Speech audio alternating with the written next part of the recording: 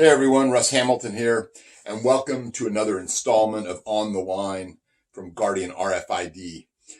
Anyway, today's topic that I'm going to spring on you here is all about complacency, right? Complacency is that thing that everybody mentions as a cause for some reason that something went wrong, and yet it's that thing that we tend to say its name, but we march right on by it. We don't define it. We don't specify what it is. We don't talk about its attributes, and we don't really talk that much about how to prevent it. We just mention complacency and just kind of go on by. And that's kind of complacency in and of itself. And so when I first started looking around for a way to really talk about this subject, to really examine all of the deep-rooted causes and some of the potential solutions, I knew that the first thing I really had to do was define it. So I came up with a definition for it, and I'm going to share that with you now, and that's going to be the basis for the rest of what we're going to talk about in this session. All right, so complacency is situational awareness perceived but not achieved, and its root attributes are really perniciousness and insidiousness, right? And those two words are what I chose because basically those mean bad things that are going on, but at a level where you're really not aware of them until it's too late. And we don't ever want to be too late in recognizing complacency because people, have lost their lives in situations where they've been complacent. They've allowed escapes to take place. They've destroyed the safety and security of their facility. They've lost their jobs, all manner of things, right? And so we want to do everything we can to stop those. And complacency usually starts with an assumption. Well, we assume that door is locked. We assume that someone locked it. How do we know? Well, we're just going to act on that assumption, right? And we're not going to bother to check it. Or are we going to go over there and we're going to investigate what's actually going on?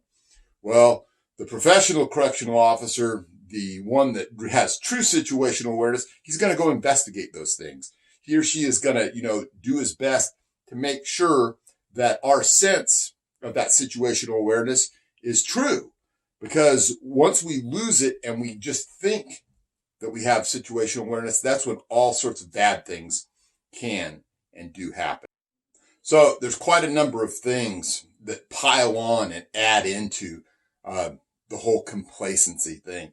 There's things like hindsight bias, where I believe that, because I've heard about this now, that I could have predicted it happening.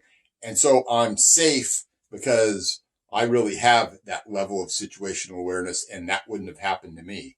That's a false belief. A lot of times these things weren't predictable and we only think that they were predictable after the fact. So, don't talk yourself into that false sense of security because you're going to just lull that, situational awareness over. You're going to believe you have it.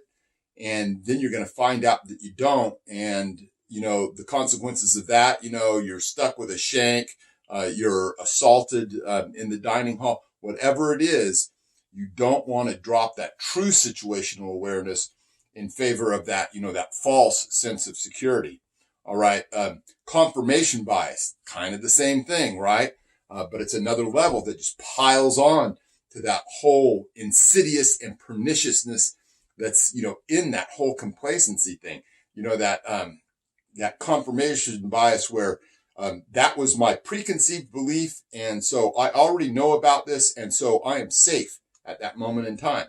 Look these two things up for yourself just to get a better idea. I'm not going to spend a lot of time on them right now, but hindsight bias and confirmation bias, because what they do is they put blinders on you and they make you unable to have that true situational awareness. So really now when we get into, ways to mitigate this, I'm going to tell you what the one really best tool that we have is, and that's critical thinking skills. So what are critical thinking skills really?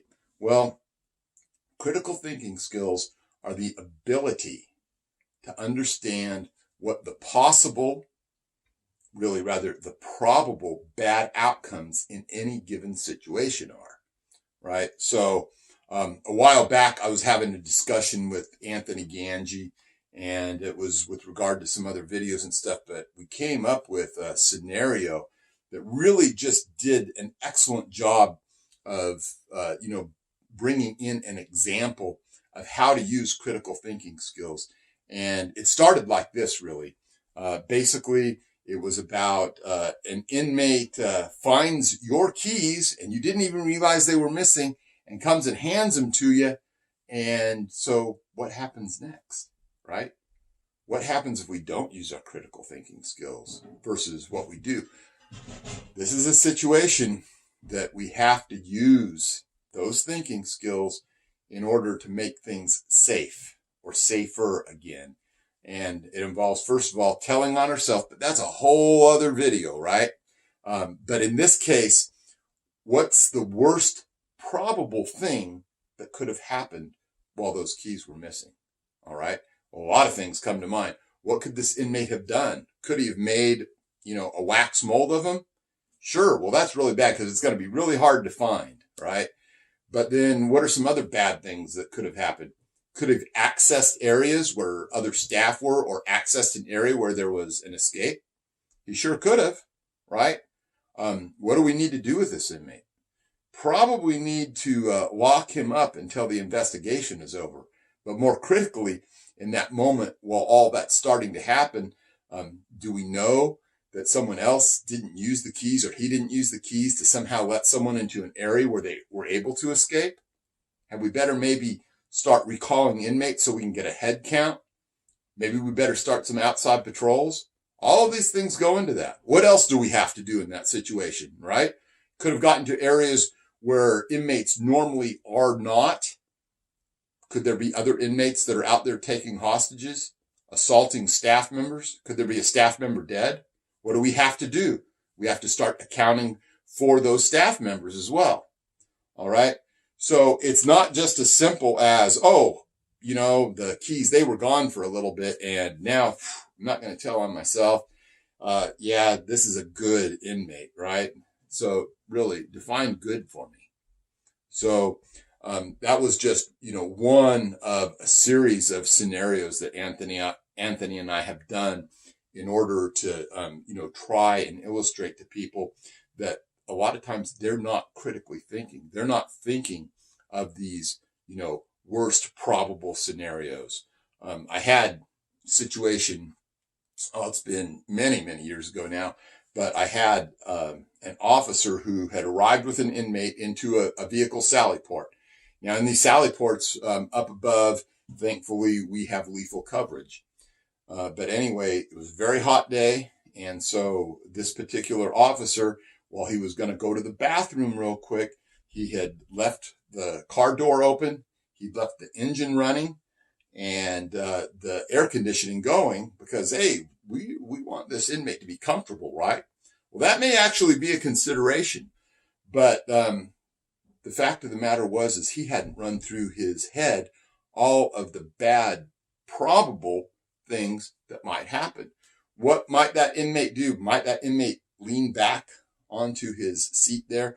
Might he kick that window out? Might he manage to scramble out and get in that car and use it for a battering ram? Yeah, we've got the lethal up there. We can shoot him if necessary while he's trying to escape. Not exactly what I'd call an optimal outcome, right? Now, fortunately, no, none of those things happened. But this officer was complacent. He didn't understand the gravity of the potentials that were there. All right. So that's what I want to impress upon you. I want you guys to think about these critical thinking skills whenever anything is happening around you, whether it's before or after. Try and look at it in a critical manner to think about what more could have happened, what more might indeed have happened because you're starting to overlook it, and really think about that. And the fact about, that definition that I gave you back toward the beginning, right? All right. What is complacency? Situational awareness, perceived, but not achieved. All right. This is Russ Hamilton. Everyone out there, stay safe.